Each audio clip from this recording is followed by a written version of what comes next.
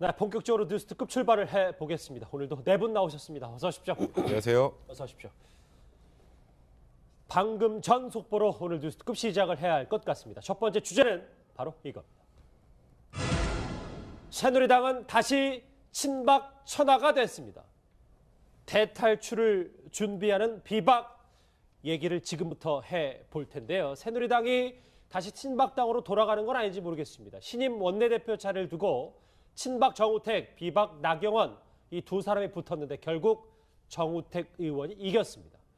승장이 된 원내사령탑, 새 신임 원내사령탑 정우택 의원의 목소리부터 같이 들어보시죠. 우리 당이 분열되지 않고 화합과 혁신으로 가는 모습을 보인다면 보수 정권의 재창출이라는 이 목표를 달성할 수 있다고 저는 확신합니다. 개헌 정국을 우리가 이끌어서 내년에 진보 좌파가 들어오는 이런 집권하는 이것을 여러분과 함께 반드시 막아내도록 하겠습니다. 새누리당 살려봅시다. 여러분과 함께 하겠습니다. 고맙습니다.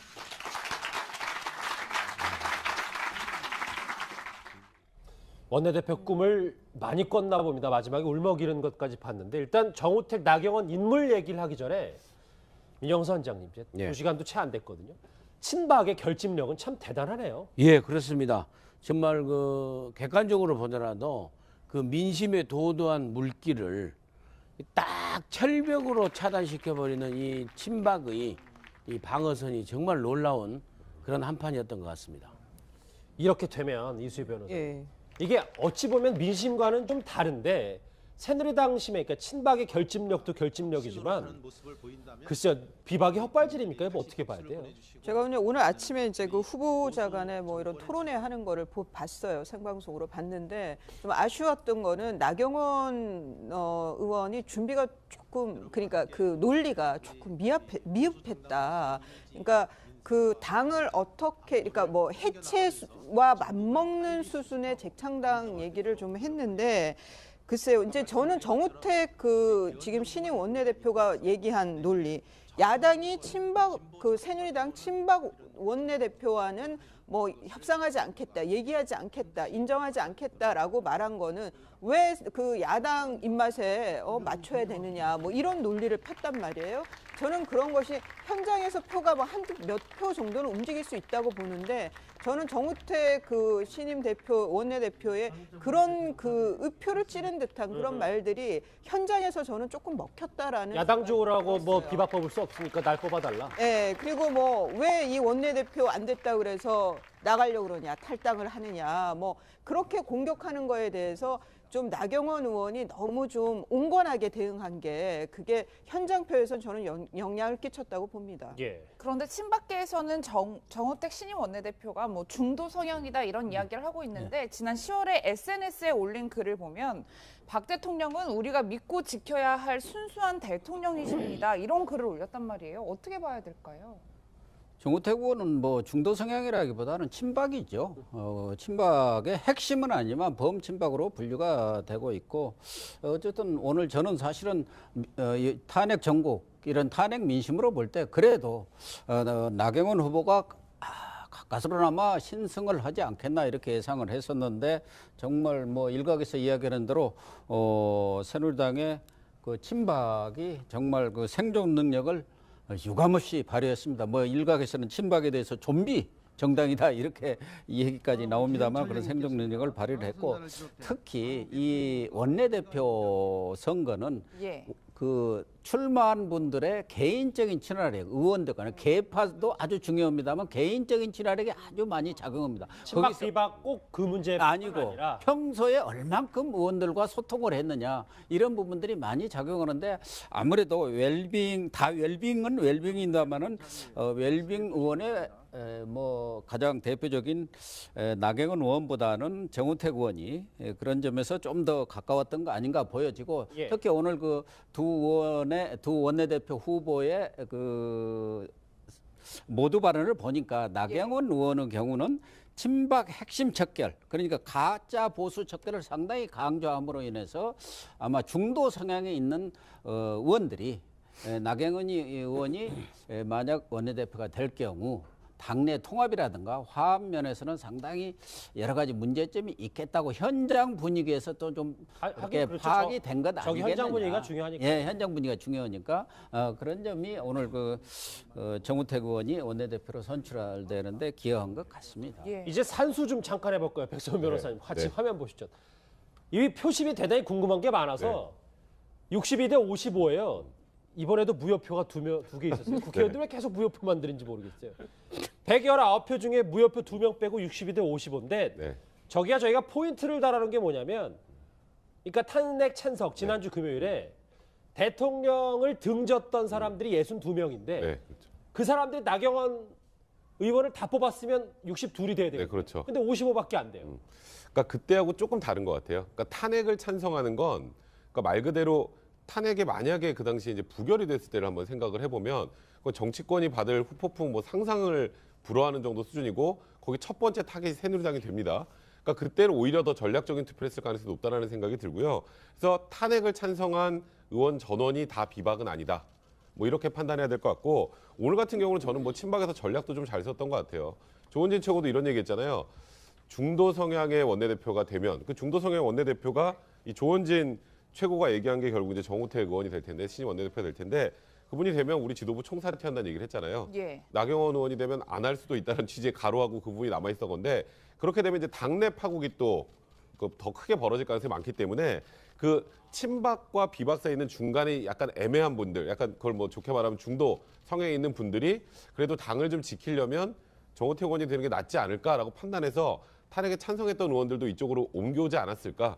좀 개인적으로 그런 생각이 드는데 일단 이제 비박계에서 고민이 될 거는 지금 이제 원내대표까지 이제 친박이 장악을 하는 상황이 되면 당에서 다 나가야 되는 것이냐 아니면 또 비대위원장 선출할 때까지 또 한 번 이제 또 그 상황에서 이제 비박계 쪽이 이제 당권을 장악하는 방향으로 한 번 더 도전을 해보고 안 되면 나갈 것이냐 이제 그 상황만 남은 게 아닌가 그런 생각이 좀 들고요. 예. 근데 지금 뭐 원내대표도 정우택 원내대표가 됐는데 비대위원장을 비박계 쪽에서 된다는 것 자체가 현실적으로 그거는 또 가능할지- 비대위원장 뽑았을 때 한번 다시 네, 얘기해보죠. 그런 거 같네요. 62명이잖아요, 민영선. 62명인데 친박들이 지난주, 그러니까 이번 주 중에 한번 모였을 때 딱 62명이었단 말이에요. 그 사람들이 한 명도 안 빼놓고 다 투표를 한 겁니까, 그러면?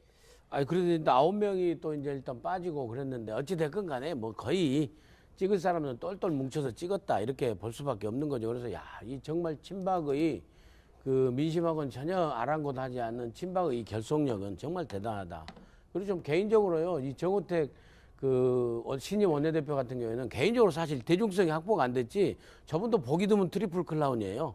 그러니까 국회의원, 장관, 도지사 다 하신 분이에요. 예. 장관은 언제 그 자민련하고 DJP 연합정부 때 장관도 하셨고요. 그래서 그 본인은 지금 충청 대망론을 사실은 갖고 있습니다. 그리고 참 그 공교롭게도 개인사이기는 하지만은 아버님이 정우택 의원의 아버님이 옛날 신민당 그 김영삼 총재가 물러나고 했을 적에 그 이 가처분 신청했을 적에 대행을 잠깐 맡아가지고 굉장히 어려울 적에 그 논란이 상당히 있었던 그 분이 정치인 2세군요. 그 분이거든요. 그래서 정말 그 당이 그 논란에 분란에 있을 적에 어떤 그 대표를 맡는 참 그 기구한 그런 2세에 이은 그런 인연도 있는 것 같아요. 그래서 아까 수락연설 같은 거 했을 때 눈물을 좀 흘렸는지도 모르겠는데 반면 고배를 마신 나경원 의원의 목소리 한번 같이 들어보실까요? 아쉽다는 말씀을 드리겠습니다. 이 당의 변화를 기대했고 그리고 우리 의원님들께서 민심에 따른 선택을 해주실 것을 기대하고 또 했는데 이렇게 당의 변화의 결과를 못 만들어내서 아쉽습니다. 당내 분명히 변화 세력이 예전보다는 조금 커졌다는 것을 느낄 수 있었습니다. 이 변화를 원하는 세력들과 함께 앞으로 당의 변화와 개혁을 어떻게 만들어가야 될지 같이 논의하고 고민해 보겠습니다. 네, 앞으로에 대해 논의하고 고민하겠다라고 이야기했는데 뭐 비박계 집단 탈당이 이어진다 이렇게 전망해도 될까요? 그래서 이제 지금으로서 저는 김무성 전 대표의 경우에는 탈당을 아주 심각하게 좀 고려하고 현실적인 발자취적인 그 발걸음을 할 걸로 보입니다. 그런데 이렇게 일시에 확 나가는 그 형상은 아닐 것 같고 좀 그 순차적으로 탈당을 하지 않을까 싶은데 지금 나경원 의원 말씀대로 이제 그 비상시국회의가 한 45명 정도 된다고 그랬잖아요. 거기에서 지금 받은 표가 오늘 그 투표에서 받은 표는 55표예요. 그러니까 비상시국회의에 그 참여하지 않았던 의원 중에 10명 정도는 또 온 거예요. 나경원 대표한테. 그러면서 이게 지금 새누리당으로서 참 고역인 게 이게 표차가 확 나면은 그냥 뭐 비박계가 나오기도 하고 뭘 하겠는데 지금 한 62대 55 거기서 왔다 갔다 하는 거잖아요. 그러면 또 이제 생각이 약간 달라요. 예, 그러다 보니까 아마 비박계 내에서 저는 온도 차가 많을 거다. 그런데 김무성 대표가 며칠 전에 뱉어낸 말도 있고 김무성 대표는 제가 보기에 탈당을 해야 뭔가 좀 활로가 나오는 상황이 아닌가. 아마 고민은 유승민 의원이 굉장히 고민스러울 것 같아요. 그 말씀하셨던 그분 얘기 들어보려고요. 탈당은 생각하지 않고 있다던 유승민 의원, 오늘 이 결과를 보고는 어떤 말을 했는지 참 궁금합니다. 유승민 의원의 목소리 같이 들어보시죠. 뭐 그거는 선거가 아니니까요. 네. 왜 이런 결과 나왔다고 보십니까? 글쎄요. 새누리당의 변화와 혁신 이런 가능성은 좀 없어지지 않았나 이런 생각이 좀 드는데요. 예, 차차 나중에 또 얘기 드리겠습니다. 그러면 이 탈당이나 뭐 이런 것도 좀 고민을 하시는 나중에. 차차까지 못 기다리고 저희는 바로 해야 되겠습니다. 왜냐하면 이 다시 친박 천하 얘기를 쭉 했어요. 이제 비박 대탈출 얘기를 본격적으로 저 얘기를 해보면 이제 새누리당에서는 안 되겠다. 이제 유승민 의원도 이제 김무성 대표에게 전 대표에게 좀 얘기할 타이밍이 오지 않았나라는 생각은 드는데요. 뭐 유승민 전 원내대표는 탈당보다는 당 쇄신 쪽에 그동안 무게중심을 뒀지 않습니까? 그래서 탈당은 마지막 카드다. 당내에서 할 수 있는 거 다 해보고 안 되면 그때 마지막으로 할 수 있는 게 탈당 아니냐, 그런 입장을 표명해 왔는데 현실적으로 원내대표 경선에서 비박이 패배를 했고, 예. 비대위원장 선거도 사실은 중앙위에서 이제 선출할 수밖에 없는데 중앙위는 친박들이 다 장악하고 있습니다. 실제로 표대결을 한다면은 사실은 뭐 비대위원장이 비박에서 선출될 가능성은 거의 없는 거예요. 이렇게 본다면은 유승민 의원도 더 이상 머뭇거리기는 좀 어렵지 않겠느냐. 뭐 본인이 TK 출신이고 그쪽에 어떤 그 정서가 있기 때문에 그동안 탈당에 대해서 상당히 머뭇거려 왔고, 예. 이런 부분들이 비박의 어떤 그 원내대표 선거 전략에도 차질을 빚었던 거 아닙니까? 뭐 어떤 일이든지 절박하게 달라들 때 그게 가능한 건데, 김무성 대표는 뭐 탈당 쪽에 무게중심을 두고 있으니까 이번 선거에 대해서 결사적으로 달라들지 않았을 테고, 유승민 의원도 그냥 상황을 보자 하면서 하니까 이러한 말하자면 62대 55라는 결과가 나온 거거든요. 그러니까 비박의 전략적 실패가 결국 원내대표 실패로까지 이어졌는데, 비박은 이제 정치적 선택을 해야 합니다. 설사 원내대표에서 졌다 하더라도. 잠시만요. 저희 좀 사인 하나 들어왔는데. 시간상 지금 불가능할 것 같아요. 지금 이제 오늘 국정조사가 현장에서 이루어졌잖아요. 22일 현장 목소리 청문회 한번 이후에 위원장님 들어보시겠습니다. 새누리당 간사님하고 같이 상의하기로 하겠습니다. 아니 저 처음을 방문하실 거면은 지금 방문해요. 지금 시간이 2시간 상관없어. 점심을 안 먹으면 되니까. 아직 1시 반이니까 점심 안 먹고 가서 서둘러서 가실 건 아닌 것 같고 그거 허락해 주십시오. 그냥 원포인트로 자, 그 부분은 그럼 추후 협의하시는 추후 협의하고 오늘은 3시 청와대 방문을 예정 시간대로 가도록 하겠습니다. 예, 청와대 일정으로 바로 가겠습니다. 자, 김영재 지금 현장 조사에서 어떤 부분을 좀 예, 오늘 우리 현장 조사를 통해서 또 특히 우리 위원들이 준비한 현장 조사 질의를 통해서 그동안 체보증 감행을 통해서 김영재 의원에서 130회가 넘는 의료 시술 행위가 있었습니다. 물론 거기에는 프로포폴이 사전 투여되고 시술이 있었죠. 그렇게 해서 사용 지출된 의료 비용이 8천만 원이 넘습니다. 그 8천만 원이 넘는 의료 시술 비용을 전부 현금으로 결제가 이루어졌다는 사실을 확인했습니다. 또 아울러서 세월호 4월 16일 당일날 김영재 원장의 김영재 의원 장모 진료 사실 그리고 시술 사실에 대해서는 확인을 했습니다. 미묘한 시간 차이는 있습니다만은 장모님 진료 시술이 이루어지고 난 이후에 본인이 골프장으로 이동한 사실을 확인했습니다. 아니, 하나만 더 단서를 달면 4월 16일 지금 위원장님 말씀처럼 이제 김영재 의원의 소위 업무실장 처제라고 합니다. 그리고 오랫동안 근무한 간호사의 진술에 의하면 장모가 오셨고 PRP 시술 받은 게 맞다라고 진술합니다. 근데 그 부분과 관련해서는 진료 차트를 현재 우리 남아 계신 의원님들이 지금 확인을 하고 있습니다. 그래서 뭐 단정적으로 그것이 확인됐다라고 단정적으로 얘기하기는 아직은 조금 이르다고 생각을 합니다. 예, 진료 차트 검토 강남구 보건소 직원들과 우리 국회 전문위원 그리고 각 당을 대표하는 위원들이 함께 차트를 점검하고 있으니까 그 결과에 대해서는 추후 또 여러분들에게 알려드리겠습니다. 청와대랑은 만나는 장소랑 의제나 뭐 이런 거 다 조율되셨어요? 지금 완전한 조율은 되지 않았습니다만은 뭐 청와대 일정한 공간에서 현장 조사 형식이 이루어질 것 같기는 합니다만은 아직까지 확신은 하지는 못하고 있습니다. 여전히 청와대 경호실 입장은 청와대 전체가 보안 시설이기 때문에 사실상 현장을 열어줄 수 없다는 그런 입장이 단호합니다. 이상입니다. 일단 가시는 거죠? 국정조사 특위위원장인 김성태 위원장이 지금 김영재 의원 현장 조사를 마치고 지금 기자들 앞에서 얘기를 했습니다. 저 얘기를 한 두 가지 정도 정리해 볼 수 있겠는데 첫 번째는 김영재 원장의 주장 말 맞다나 장모 시술하고 그날 4월 16일에 골프 치러 간 건 맞다는 게 일단 단정은 지을 수 없지만 그게 조사를 통해 드러났다고 하네요. 그러니까 일단 지금 뭐 의료 차트 부분을 좀 안에서 나머지 확인을 해야 명확하게 알 수 있지만 최소한 장모에게 프로포폴 관련된 시술을 한 이후에 그 이후에 골프장을 간 것으로 일단 보인다라는 것 같고요.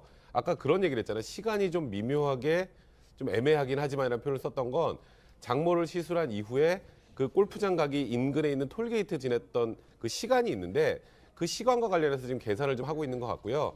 그러니까 만약에 이제 그 부분이 의료 차트나 이런 걸로 기초를 해서 확인이 된다면 그럼 4월 16일, 2014년 4월 16일에 김영재 원장의 행적은 어느 정도 확인이 된다. 그러면 최소한 그날은 청와대에 들어와서 박근혜 대통령을 진료하지 않았다라는 부분이 뭐 잠정적으로 확인될 수 있는 파트인 것 같고. 현장 조사에서요. 네, 그렇죠. 또 하나는 이제 두 번째가 최순실 씨가 최보정이라는 가명을 사용해서 김영재 의원에서 계속 가명으로 진료를 받았다는 부분이었잖아요. 근데 그 당시에 이제 하나 확인이 안 된 건 거기에 생년월일란에 보면 최보정 하고 나서 태어난 해는 본인, 그러니까 최순실 씨가 태어난 해고 생년월일은 박근혜 대통령의 생일을 썼단 말이에요. 그래서 박근혜 대통령도 혹시 이 병원에서 이 가명을 사용해서 치료를 받은 게 아니냐라는 부분에 관련해서 아직 완전하게 정리가 안 된 것 같고 그 부분은 확인이 안 되는 것 같습니다. 그 외에 또 이게 무상으로 진료한 것이냐라는 또 그 오기 많았는데 일단 1년 단위로 최순실이 전부 현금으로 결제했다는 부분 그 부분이 현재 확인된 것 같습니다. 지금 이제 1시 40분이에요.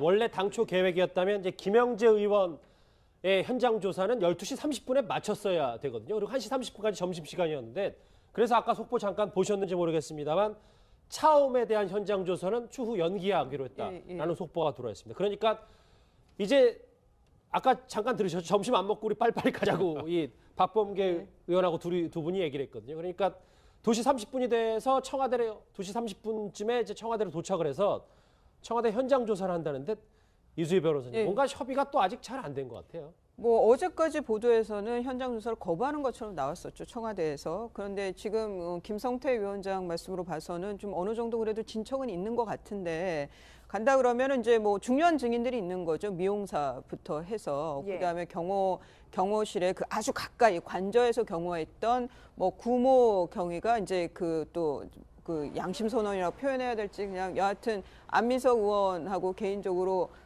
얘기가 돼서 이제 증언을 하겠다라고 했는데 그러면 지금 이제 4월 16일도 4월 16일이지만 당일날도 당일날이지만 이제 최순실이 관저에 도대체 뭐 어떻게 들락날락 거렸고 거기서 뭘 했는지에 대해서 좀 중요한 증언들이 나올 것 같습니다. 근데 저는 김영재 의원에서 좀 희한한 게 136차례를 김보정이란 가명으로 최보정이란 가명으로 이런 시술을 받았다고 하는데 지금 김경태 위원장의 말에 의하면은 그 김성태 위원장 말에 의하면 프로폴폴이 그때 투약이 됐다는 거 아니에요? 투입이? 뭐 프로포폴은 매 시술마다 맞았다는 얘기가 있어요. 그러면 지금 제가 이거 한번 해봤거든요. 그랬더니 136차례면 10일에 한 번 정도 시술이 있는 거예요.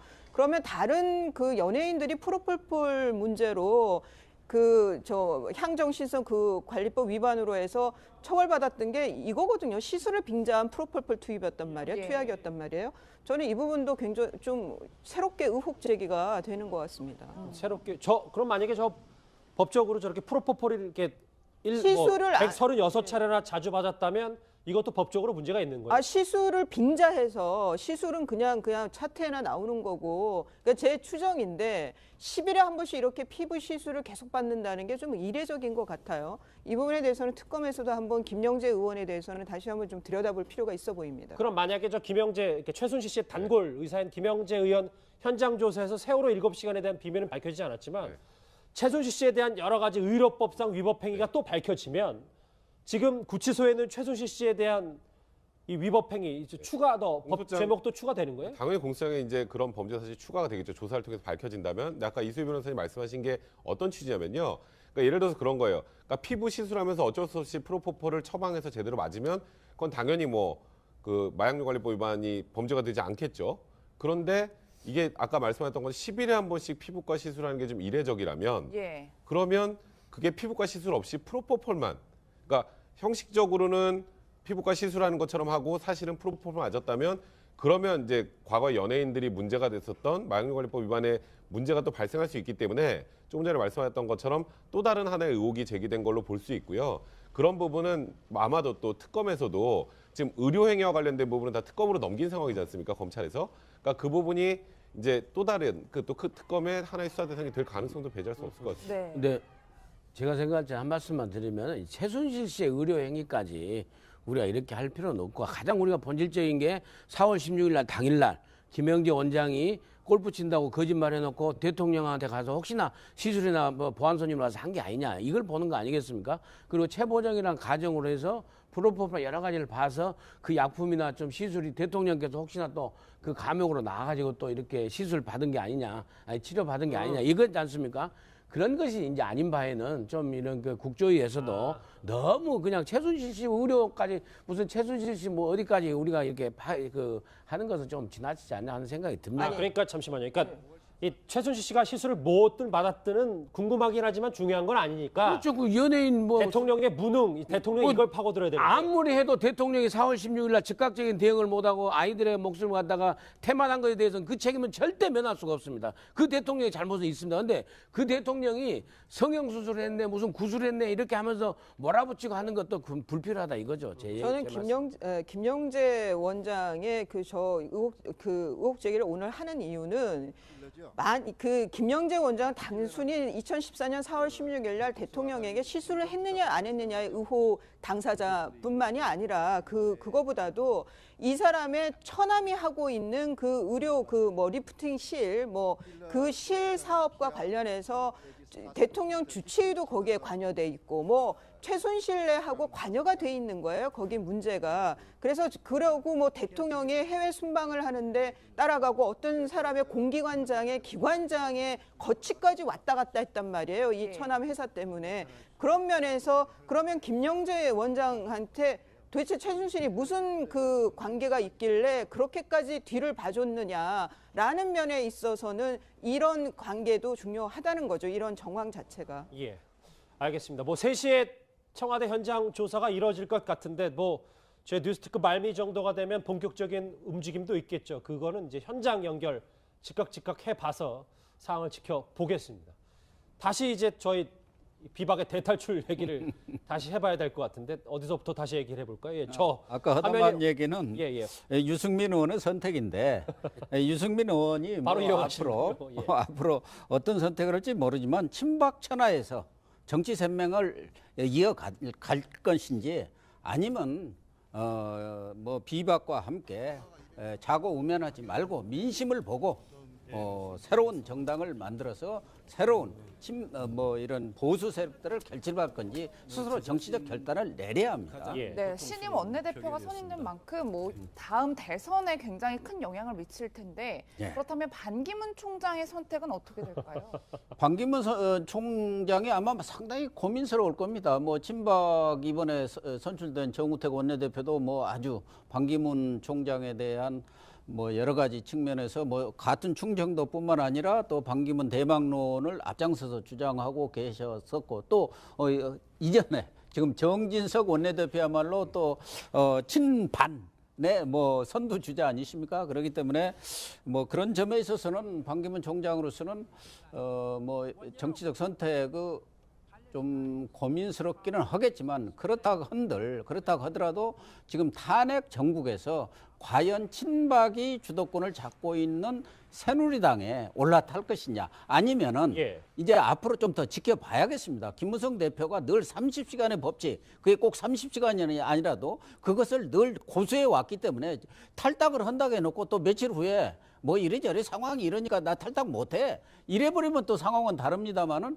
예를 들면은 김무성 뭐 또 지금 나경원 유승민 이런 분들이 소위 말해서 비박들이 전면적인 탈당을 통해서 일정 부분의 그런 그 정치적 세를 형성한다면은 반기문 총장은 친박 중심의 새누리당을 택할지 비박 중심의 새로운 신당을 택할지 이런 부분에 있어서 뭐 고민도 해야 하고 그렇지 않고 자기 중심의 새로운 정당을 만들어서 비박이라든가 친박 쪽에 있는 사람들을 끌어올지 괜찮은 사람들을 그런 어떤 정치적 선택을 해야 하는데 뭐 일단 들어와 봐야 알지 않겠나.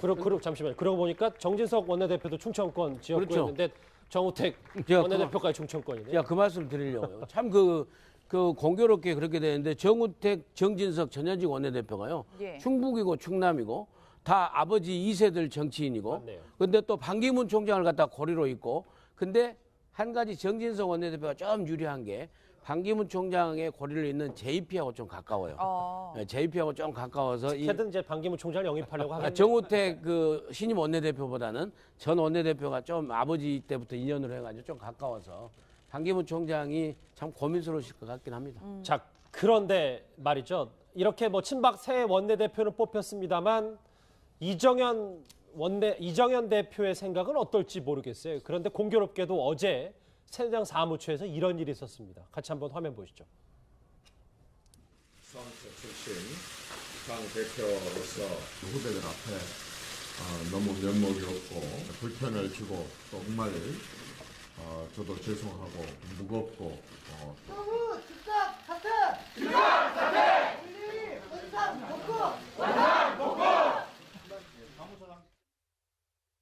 네, 저렇게 새누리 직원들이 10년 만에 총파업을 한 거라고 하는데 이정현 대표 평소에 굉장히 동생 살피듯이 살피듯이 살폈다고 하는데 좀 압박이 심할 것 같아요. 이제 이정현 대표가 이제 당 사무처 출신이기 때문에 아마 좀 남다른 면이 있죠. 그런데 뭐 당 사무처의 그 분들이 다 이정현 대표에 대해서 뭐 이렇게 신뢰를 했던 것 같지는 않아요. 제가 들어보면은. 근데 여하튼 이제 글쎄 10년 만에 저런 당무 거부를 한 게 윤리위원회를 뭐 그걸 어떻게 구태타라고 표현해야 돼요. 뭐 완전히 그렇게 하다 보니까 그냥 총칼만 안 들었을 뿐이지 정말 힘으로 밀어붙인 거였잖아요. 그거는 무법천지를 만든 건데 당 안에 그 위원회를 저는 뭐 이정현 대표가 지금 저렇게 우겨서 그런 거지 다른 평상시 같았으면 정말 당대표직 내려놔야 할 만큼의 저는 중대한 사안이라고 봅니다. 사무처 직원들까지 그러니까요. 그렇죠. 사무처 직원들이 촛불 들어버린 거죠. 아니 원장님도 사무처에 계셨었잖아요. 아니 저는 당 사무처는 없었습니다. 정무직으로 부대변인 쭉 오래 했는데요. 아니 저기 정식으로 이렇게 연말 정산하고 하는 사무처 직원들이 직업으로서 당무를 갖고 있는 당직자들이 그 촛불을 들고 이정현 대표 체제를 탄핵해버린 게 아닌가 일단 그렇게 보입니다. 알겠습니다. 어쨌든 이제 비박은 대탈출을 모색하고 있고 친박 다시 원내대표 사령탑에 올랐습니다. 그런 점이 오늘 정우택 의원이 원내대표로 선출되는데 기여한 것 같습니다. 이제 산수 좀 잠깐 해볼까요? 백성훈 변호사님 같이 화면 보시죠. 이 표심이 대단히 궁금한 게 많아서 62대 55예요. 이번에도 무효표가 두 개 있었어요. 국회의원들 왜 계속 무효표 만드는지 모르겠어요. 119표 중에 무효표 2명 빼고 62대 55인데 네. 저기야 저희가 포인트를 달아놓은 게 뭐냐면 그러니까 탄핵 찬석 지난주 금요일에 대통령을 등졌던 사람들이 62명인데 네, 그렇죠. 그 사람들이 나경원 의원을 다 뽑았으면 62이 돼야 돼요. 네, 그렇죠. 근데 55밖에 안 돼요. 그러니까 그때하고 조금 다른 것 같아요. 그러니까 탄핵을 찬성하는 건 그러니까 말 그대로 탄핵에 만약에 그 당시에 이제 부결이 됐을 때를 한번 생각을 해보면 그건 정치권이 받을 후폭풍 뭐 상상을 불허하는 정도 수준이고 거기 첫 번째 타겟이 새누리당이 됩니다. 그러니까 그때는 오히려 더 전략적인 투표를 했을 가능성이 높다는 생각이 들고요. 그래서 탄핵을 찬성한 의원 전원이 다 비박은 아니다. 뭐 이렇게 판단해야 될 것 같고 오늘 같은 경우는 저는 뭐 친박에서 전략도 좀 잘 썼던 것 같아요. 조원진 최고도 이런 얘기했잖아요. 중도 성향의 원내대표가 되면 그 중도 성향의 원내대표가 이 조원진 최고가 얘기한 게 결국 이제 정우택 의원이 될 텐데 신임 원내대표가 될 텐데 그분이 되면 우리 지도부 총사퇴한다는 얘기를 했잖아요. 예. 나경원 의원이 되면 안 할 수도 있다는 취지의 가로하고 그 부분이 남아 있었던 건데 그렇게 되면 이제 당내 파국이 또 더 크게 벌어질 가능성이 많기 때문에 그 친박과 비박 사이에 있는 중간에 약간 애매한 분들, 약간 그걸 뭐 좋게 말하면 중도 성향에 있는 분들이 그래도 당을 좀 지키려면 정우택 의원이 되는 게 낫지 않을까라고 판단해서 탄핵에 찬성했던 의원들도 이쪽으로 옮겨오지 않았을까 좀 개인적으로 그런 생각이 드는데 맞습니다. 이렇게 되면 이수희 변호사 예. 이게 어찌 보면 민심과는 좀 다른데 새누리당 심에 그러니까 친박의 결집력도 결집력이지만 글쎄요 비박이 헛발질입니까? 이거 어떻게 봐야 돼요?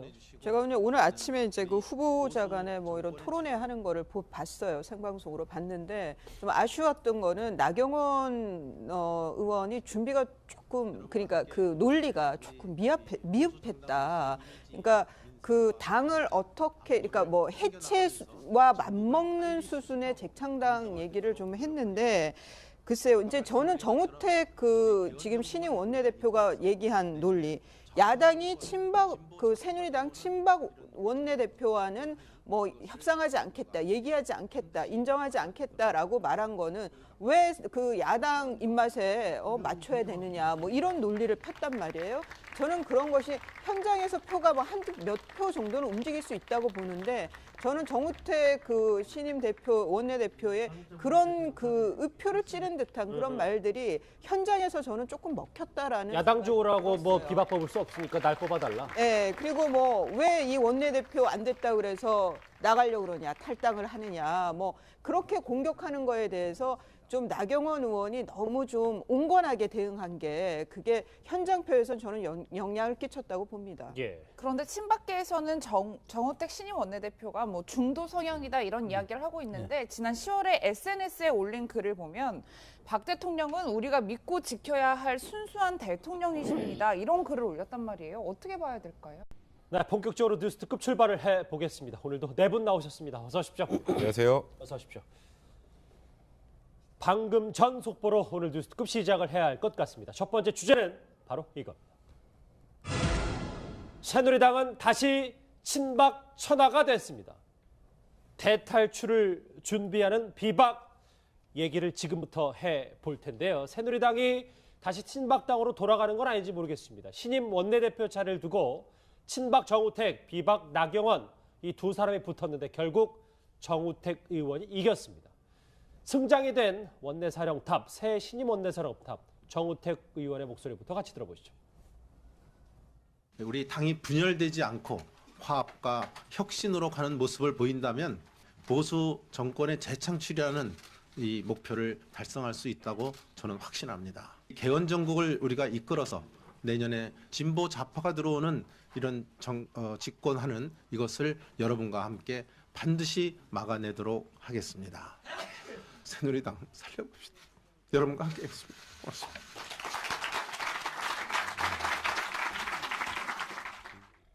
원내대표 꿈을 많이 꿨나 봅니다. 마지막에 울먹 이는 것까지 봤는데 일단 정우택, 나경원 인물 얘기를 하기 전에 민영선 원장님 이제 2시간도 채 안 됐거든요. 친박의 결집력은 참 대단하네요. 예, 그렇습니다.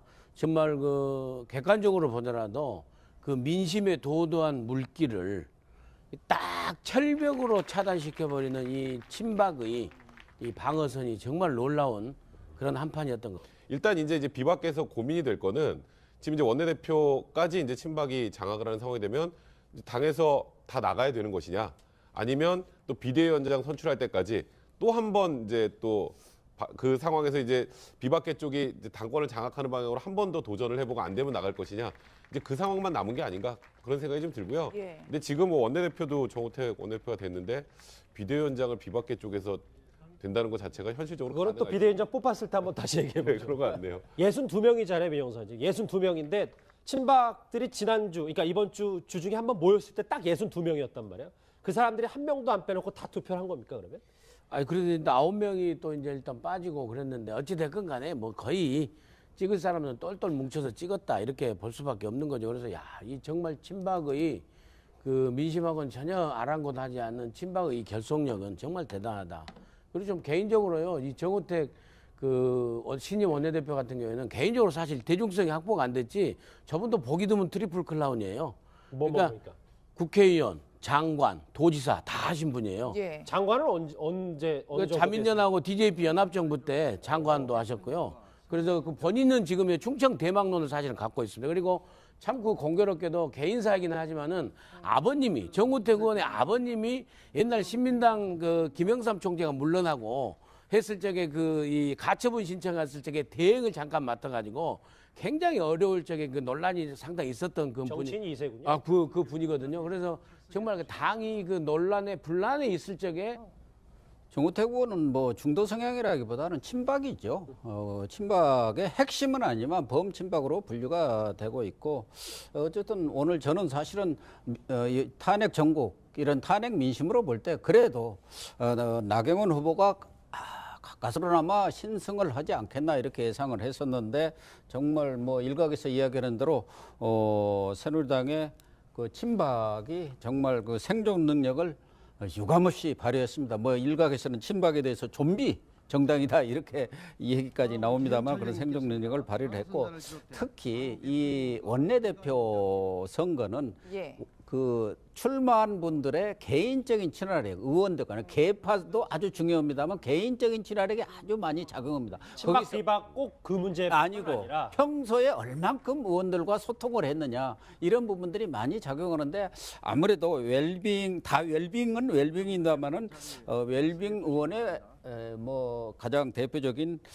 나경원 의원보다는 정우택 의원이 그런 점에서 좀 더 가까웠던 거 아닌가 보여지고, 예. 특히 오늘 그 두 원내대표 후보의 그 모두 발언을 보니까 나경원 의원의 경우는 친박 핵심 척결, 그러니까 가짜 보수 척결을 상당히 강조함으로 인해서 아마 중도 성향에 있는 의원들이 나경원 의원이 만약 원내대표가 될 경우 당내 통합이라든가 화합 면에서는 상당히 여러 가지 문제점이 있겠다고 현장 분위기에서 또 좀 이렇게 그렇죠. 파악이 된 것 아니겠느냐. 저기 현장 분위기가 중요하니까. 예, 현장 분위기가 중요하니까.